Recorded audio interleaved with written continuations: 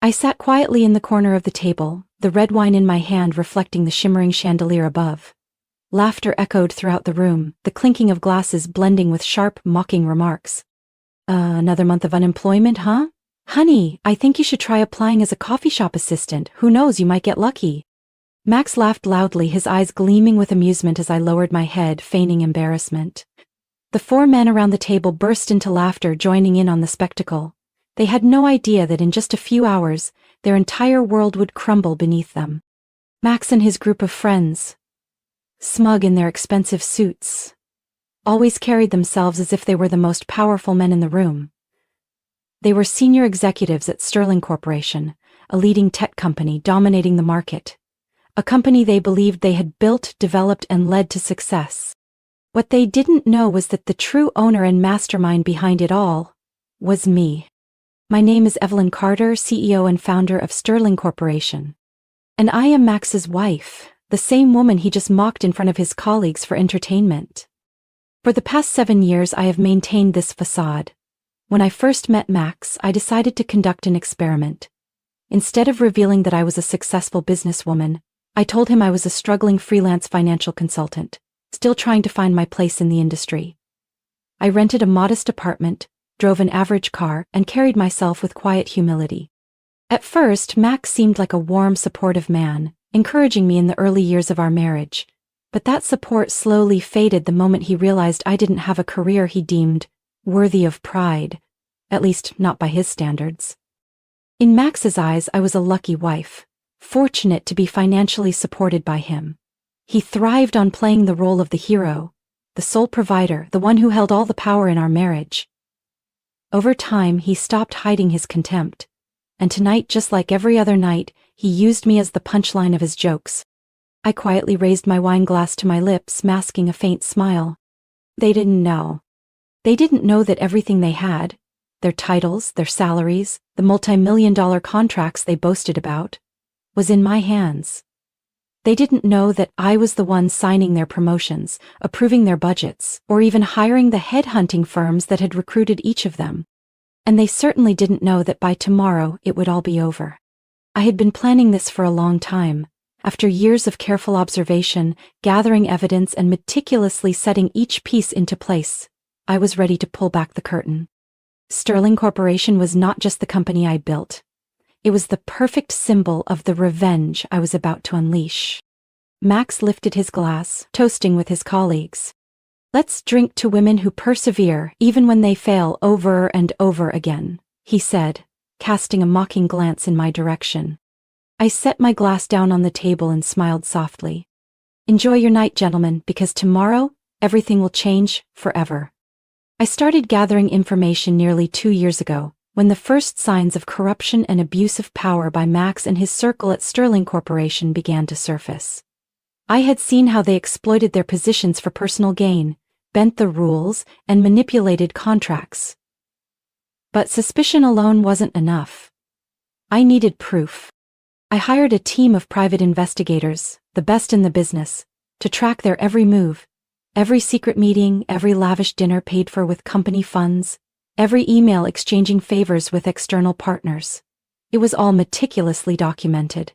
I even installed my own surveillance system, an invisible data collection network embedded within Sterling Corporation's internal infrastructure.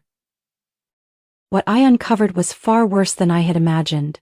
Max and his group weren't just corrupt. They were actively colluding with rival companies to line their own pockets, selling Sterling Corporation's confidential information and manipulating internal markets for their own benefit. I had everything: leaked emails, text messages discussing bid prices with competitors, even records of suspicious transactions flowing into their personal accounts. But perhaps the most repulsive discovery was the way they treated their subordinates. Harassment, humiliation, exploitation of those who couldn't fight back. I knew that gathering evidence alone wasn't enough. I needed a more powerful strike. I needed to witness firsthand the toxic culture they had cultivated. So I decided to experience it myself. I applied for a job at my own company. Of course, not under the name Evelyn Carter, CEO of Sterling Corporation, but as someone entirely different. Emily Brooks, an ordinary candidate looking for an opportunity. I created a completely new, legally sound identity, carefully crafted to ensure that I appeared as nothing more than a struggling woman in the eyes of their recruitment team. They suspected nothing. A few days later I received an email, an invitation for an interview. The interview took place in a small conference room on the 7th floor of Sterling Corporation's headquarters. I dressed in a modest, unassuming suit, deliberately choosing a pair of slightly worn shoes to match the image of a woman struggling to find employment. 3 men sat in the interview room. All of them Max's trusted subordinates. I recognized every single face. They had all been at the private gatherings where I was mocked behind my back. "You've been unemployed for quite some time, haven't you?" one of them sneered, flipping through my resume. "Yes, I've been trying to find a suitable position," I replied, deliberately keeping my voice timid and humble. "Unfortunately," another man said, looking me up and down with a condescending smirk, "the job market is very competitive these days. We receive hundreds of applications from candidates far more qualified than you." I could tell they had already made their decision the moment I walked into the room. They weren't interested in my skills or experience. All they saw was a mediocre woman with no connections, no value to exploit. The interview lasted exactly 15 minutes, but they spent more than half of it mocking me, rather than assessing my abilities. One of them even pulled out his phone and started texting, while I was answering a question. I didn't need to see the screen to know who he was messaging. Max. And just as I expected, moments later all 3 of their phones buzzed at the same time. "You've got to be kidding me," one of them chuckled, glancing down at his screen. I didn't have to look. I already knew what Max had sent. He knew I was here, and he was laughing at me.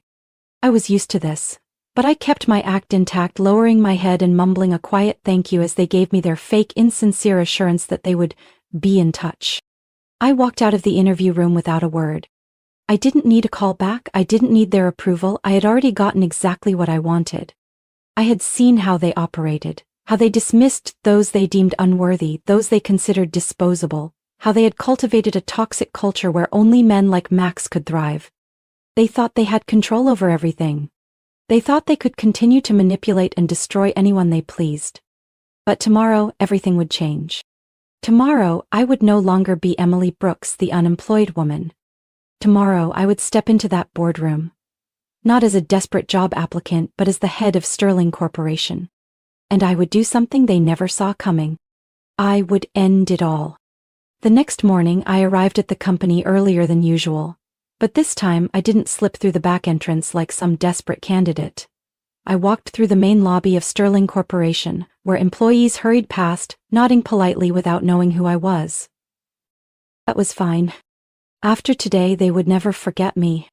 Inside the large boardroom, everything was set. The shareholders had been summoned, the executive team was present, and on the massive screen behind me, all the evidence was ready to be exposed. I didn't need to say much. The proof I had gathered over the past 2 years would speak for itself. As the door swung open, Max and his 4 closest colleagues strode in, still wearing their smug smiles. They believed this meeting was just another financial report, a routine gathering where they would be praised for their so-called achievements. They had no idea that today would be the last time they ever set foot in Sterling Corporation as men of power. I sat at the head of the table, calm and composed, watching as Max settled into his seat, the vice president's chair that he had been so proud of. Then, he saw me. His smile faltered. "Villain?" His voice wavered with confusion. His eyes darted around the room, searching for answers, trying to understand why his unemployed wife was sitting in on a high-level executive meeting. But no one spoke to clarify things for him. I placed my hand on the thick folder in front of me, my voice devoid of the humility he had grown accustomed to over the past 8 years. "Sit down, Max. You and your friends will want to hear what I have to say." I could see the hesitation in his eyes. He hadn't fully realized he was standing at the edge of a cliff, but he followed my command anyway, along with the other 4 men, all of them shifting uncomfortably in their seats. "Before we begin," I continued, locking eyes with Max, emphasizing each word, "I'd like to formally reintroduce myself. I am Evelyn Carter, founder and CEO of Sterling Corporation." A suffocating silence filled the room. Expressions of shock turned to sheer panic. Max looked as if he had forgotten how to breathe, while his colleagues turned pale, beads of sweat forming on their brows. But I didn't stop. I clicked a button, and behind me the massive screen came to life. Displayed for everyone to see were documents, Emails, text messages, video recordings, and audio files. Every shred of evidence detailing their corruption, leaked confidential information, workplace harassment, and contract manipulation. For the past 2 years, I have quietly gathered evidence of your misconduct, I stated, my tone cool and unwavering. I have records of every illegal transaction, every time company funds were abused for personal luxuries, every email exchange with our competitors, and even conversations you all thought were private. I glanced at Max, watching as he struggled to swallow the lump in his throat. And don't worry, Max, I haven't forgotten all those times you humiliated me in front of everyone. His mouth opened, but no words came out. You all thought you were untouchable, but only because I allowed you to think that way. I stood, turning my gaze toward the shareholders, my presence commanding the room. I have more than enough evidence to file reports with the Securities and Exchange Commission, the legal department, and federal investigators, but before I do that, there is one small matter I need to take care of first. I picked up the stack of termination documents, signed each one with unwavering precision, and slid them across the table toward Max and his cronies. Effective immediately, you are all fired from Sterling Corporation.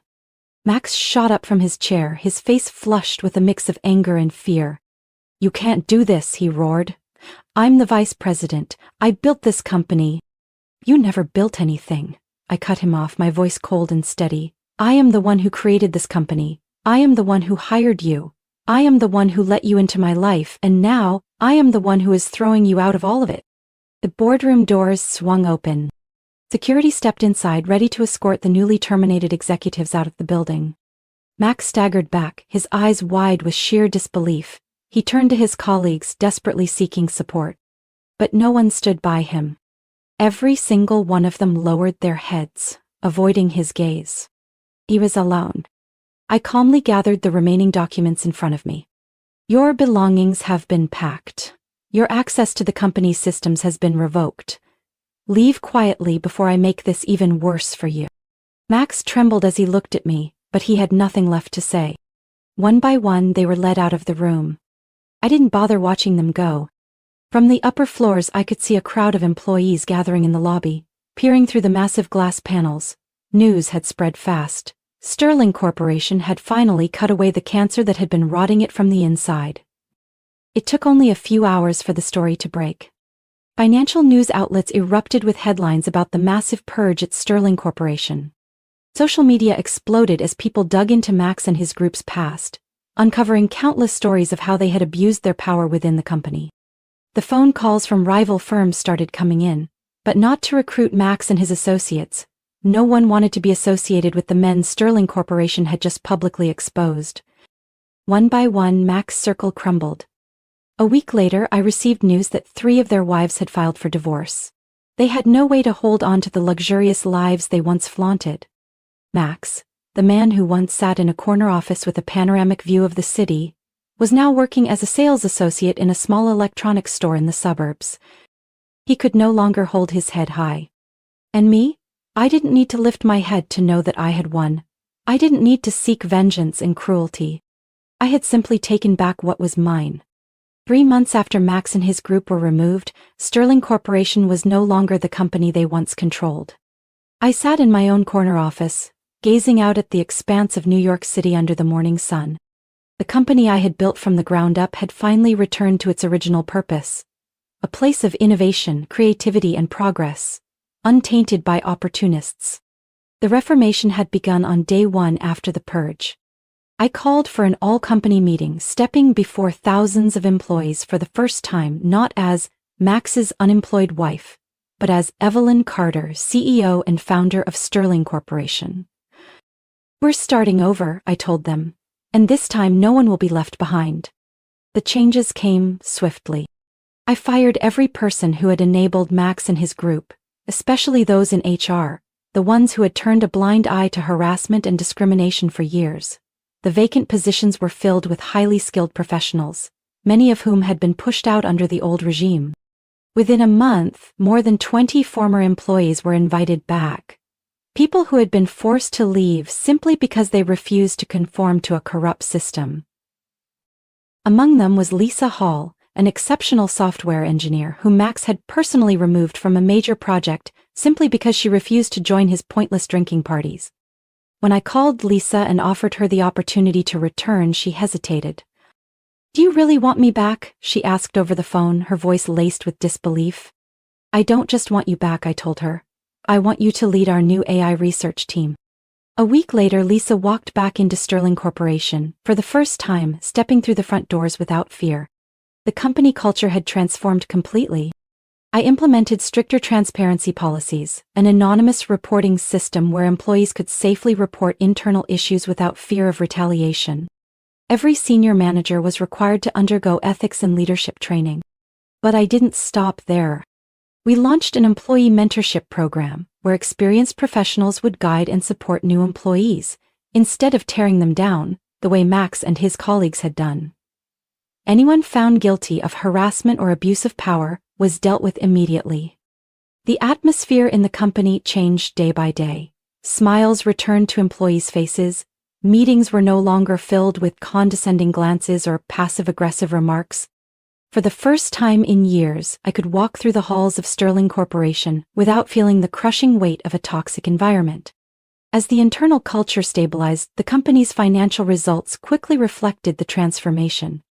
In just 2 months, Sterling Corporation signed 3 major contracts, one of which was with a leading telecommunications conglomerate.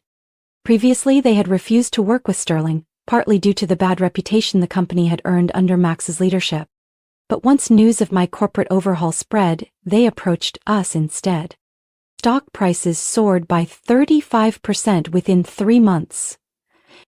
Investors, who had once hesitated due to Max's leadership, now had full confidence in me.